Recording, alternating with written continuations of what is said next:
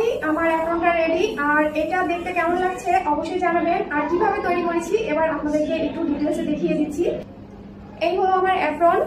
এই বেলটা আমি একটু বড় রেখেছি কারণ মিস্টার এসকে আমার থেকে অনেক লম্বা, যাতে ও ইউজ করতে পারে সেজন্য আমি বড় করে বানিয়েছি। পিছনে এটা বেঁধে রাখা যাবে যার যতটা প্রয়োজন। তারপরে এই যে এইখানে বেলটাও বেঁধে রাখা যাবে।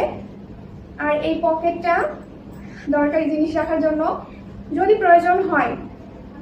আর এই যে গলার এখানে দেখুন একটু শো বোতাম দিয়ে ডিজাইন করা আছে। যেহেতু আমি এটা ফার্স্ট টাইম বানিয়েছি তো আমার মনে হয়েছিল এই গলার দিকে একটু বাড়তি হয়ে গেছে, এই কারণে আমি এরকম শো বোতাম দিয়ে ডিজাইনটা করে নিয়েছি।